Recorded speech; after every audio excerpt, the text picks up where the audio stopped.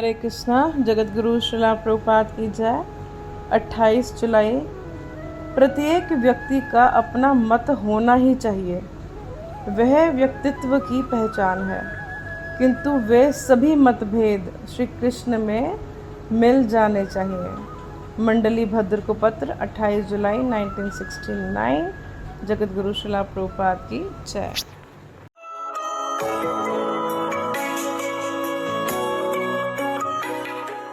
राधा कृष्ण प्रणय विकृति आह्लादिनी शक्ति रस्मा एकात्मना वपि भुवि पुरा देह भेदं गतो चैतन्याख्यं प्रकट मधुना तद्वयं चैकमाप्तम् राधा भावदुतिषु वलितं नौमि कृष्ण स्वरूपम्।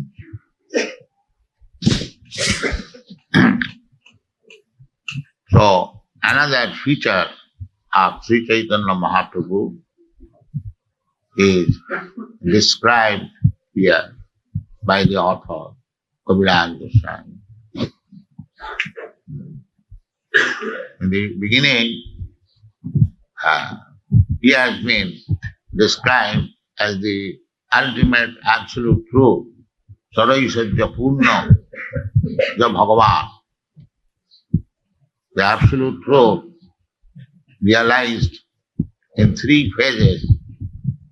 The ultimate phase is Bhagavan, Saraisajya Purna. Bhagavan means full of six opulences. Not as nowadays there are so many Bhagavans. They have no Aishadya. But Bhagavan means Saraisajya Purna, full opulences, six kinds of opulence. Then that Bhagavan, Supreme Personality of Godhead, has descended as incarnation, Sri Chaitanya Mahaprabhu, just to bestow the topmost understanding of loving affairs with Krishna. Samarpayatum unnata ujjala rasam sabhaktisyam. In the bhakti platform, there are different stages.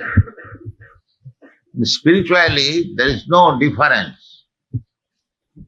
One in Dasaras and one in Madhurjaras.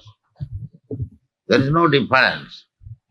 But a devotee likes to serve the Supreme Lord according to his inclination. Some wants to love him in Shantaras, some wants to love him in Dasaras, someone in friendly, then paternal love, then conjugal love. So, there is no difference between these different phases of loving affair, but great devotees and learned scholars, they have given their decision that the loving affairs with Krishna in the conjugal platform between husband and wife, or above that between lover and beloved, that is very much prominent in the Western countries. Friend, boyfriend, girlfriend. In the spiritual world, that platform of remaining as friend without marriage, that is considered as the highest.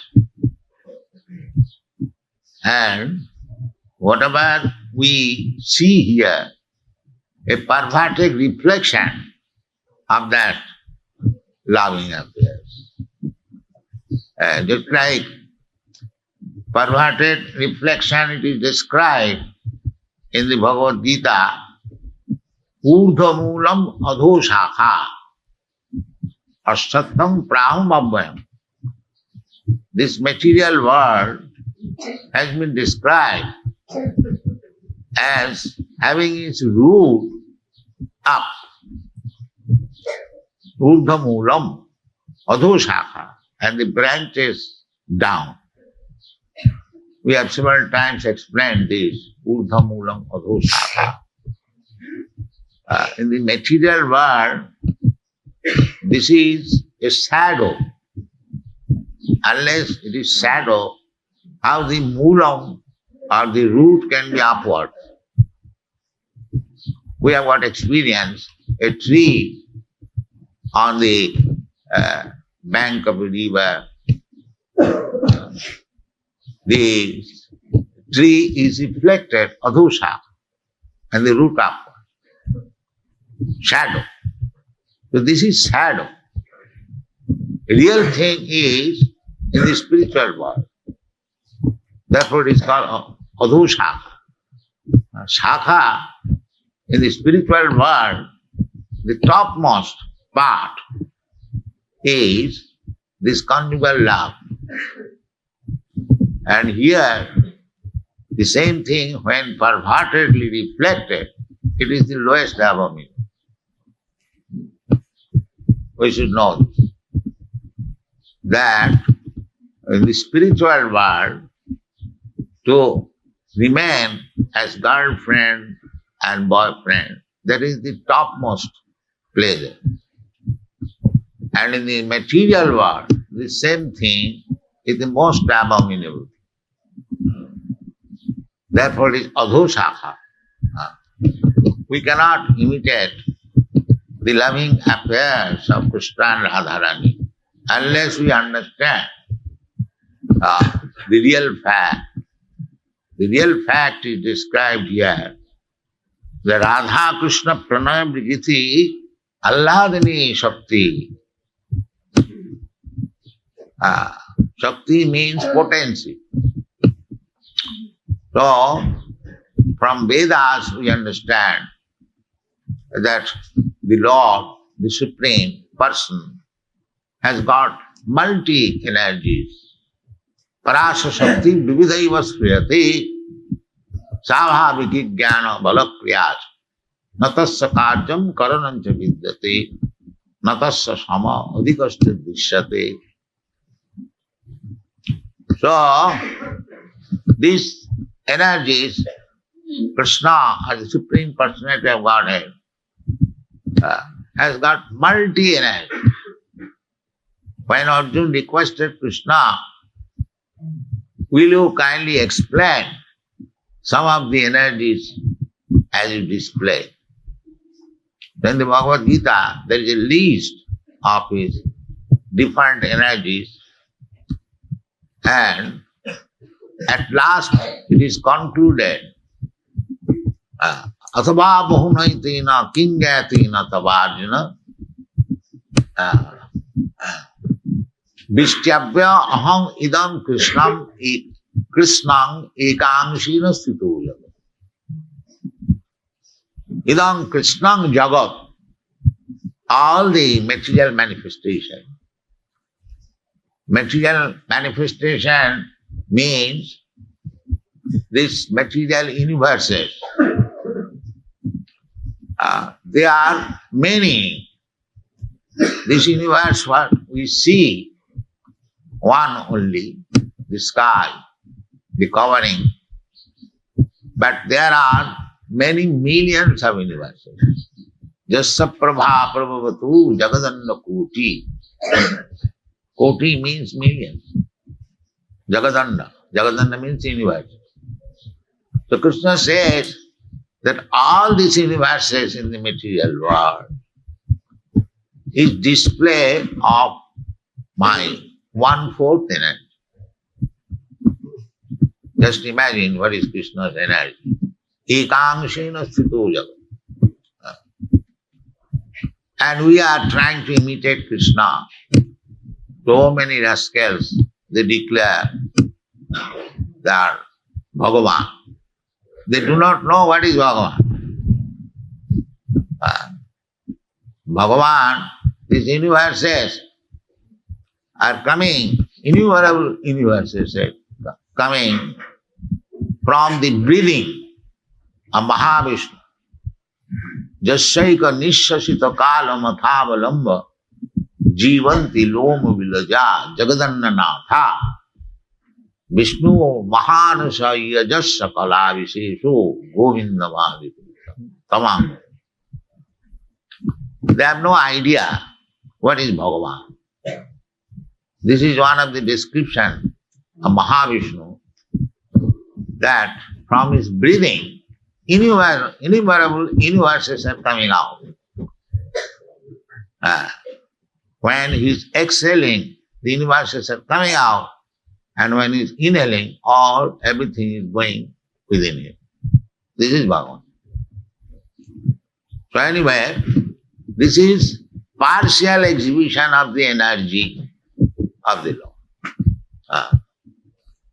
And this is 1/4 energy. This material world is manifestation of his 1/4 energy. The 3/4 energies are in the spiritual world.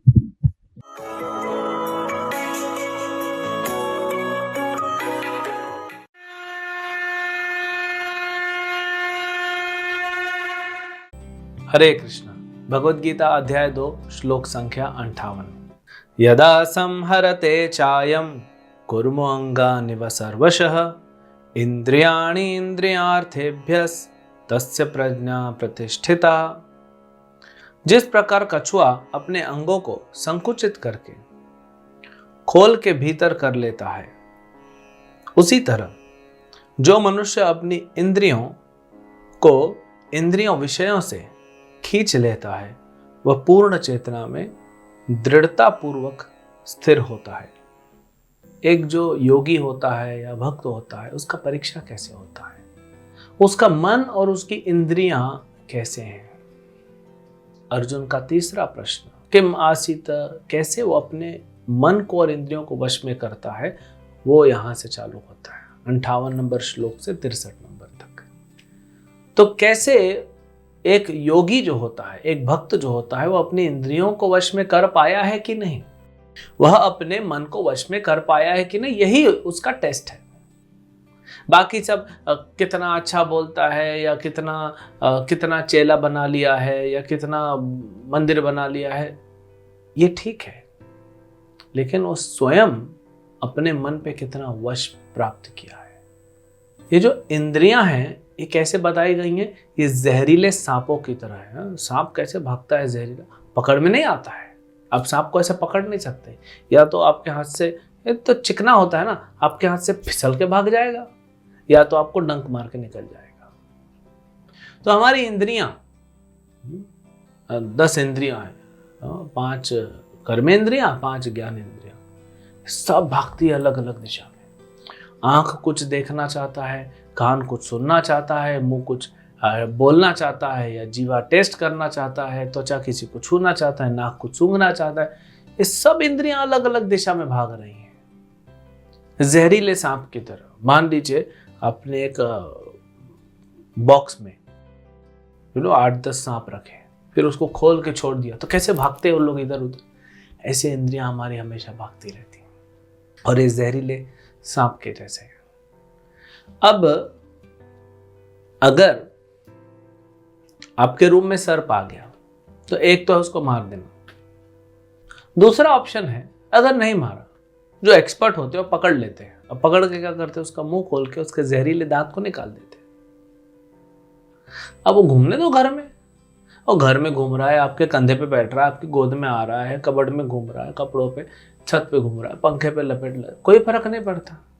वो कितना भी डंक मारेगा, हमको कोई फर्क नहीं पड़ने वाला है, क्योंकि उसका जहर आपने निकाल दिया, जहरीला दांत। अब वो घूमने दो।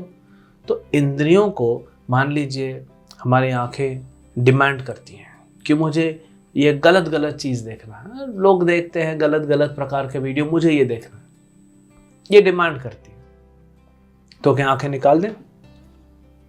कान बोलता है मेरे को हॉलीवुड, बॉलीवुड, टॉलीवुड, जॉलीवुड सबका भजन, सबका गाना सुनना है।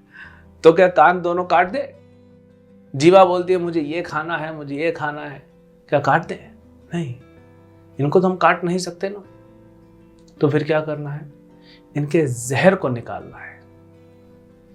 सांप को मारने की जरूरत नहीं, उसका जहर निकाल दो। ऐसे जो इंद्रियां हैं उसको कैसे कंट्रोल करें? तो कृष्ण भक्ति से हम क्या कर सकते हैं? इनके जो इंद्रियों का जो जहरीले दांत है उसको निकाल सकते हैं। जब भक्ति में नहीं है हम, तो पता नहीं क्या क्या खाया, क्या क्या देखा, क्या क्या सुना, क्या क्या बोला। आप भक्ति में आए हैं, प्रयास कर रहे हैं भक्त बनने का। अभी तो ट्रांजिशन फेज है, थोड़ा ट्रांजिशन फेज लंबा होता है। जितना अच्छे से करेंगे उतना जल्दी आप ट्रांजिशन कर पाएंगे।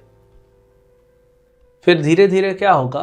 भक्ति करते करते, कृष्ण भक्ति करते करते ये इंद्रियां अपने आप जो होंगी कृष्ण की सेवा में लग के शुद्ध होते जाएंगी। मतलब जो उनके जहरीले दांत हैं वो अमृत के दांत हो जाएंगे। कालिया के सैकड़ों फन, पूरा जहर भरा हुआ था। श्रीमद् भागवत में था कालिया के जो मुख से जहर निकलता था, वो तो नीचे बैठा था ना तलहटी में, यमुना के जो उस नदी के कनेक्टेड एक तालाब था उसमें नीचे बैठा था। वहां से जहर छूटता था। 8 मील ऊपर अगर कोई पंछी उड़ के जा रहा है मर जाएगा। इतना उसके जहर को बोलते हैं ना गैस, फ्यूम्स छूटता था। इतना प्रभाव था उसका जहर का, 8 मील तक लोग मर जाएगा। तो भगवान क्या किए? उसके फनों के ऊपर नाचे। जब नाचे नाचे नाचे वज्र के प्रहार जैसे हो रहा था, कालिया बोला अरे छोटा सा बच्चा है, ये तो फूल के जैसा होना चाहिए, लेकिन जब इसका सर में पैर पड़ता है तो ऐसा लगता है वज्रपात हो गया। तो करते करते कालिया का पूरा जहर निकलने लगा मुंह से। पहले जहर निकला, फिर खून निकला, फिर कालिया पूरा डाउन हो गया। हाँ, अब हाथ पैर जोड़ लिया।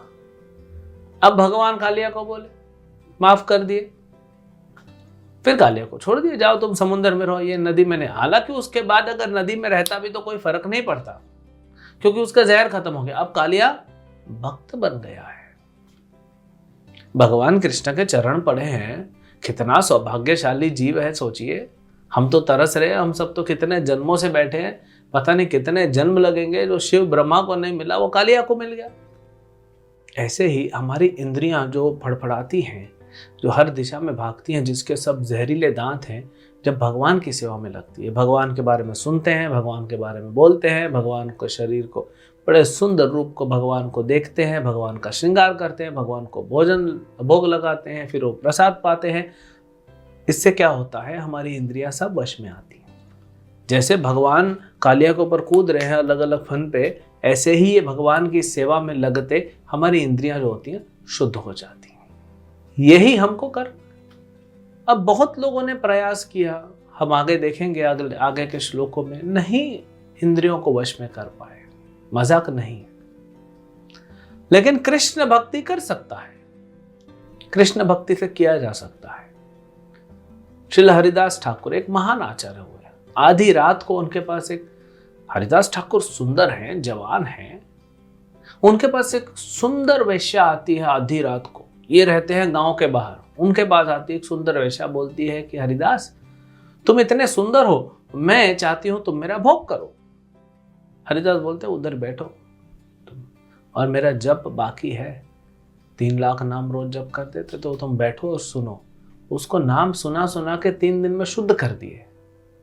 आप सोचिए कोई साधारण मनुष्य होगा, वो बैठा होगा और कोई जवान लड़का है 25 साल का, और एक सुंदर जवान स्त्री आती है, बोलती है मुझे तुम भोग करो। हाँ? कोई मना कर सकता है?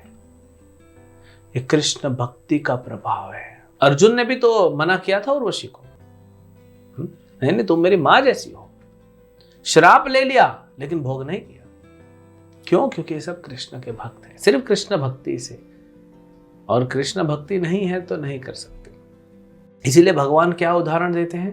कछुए का।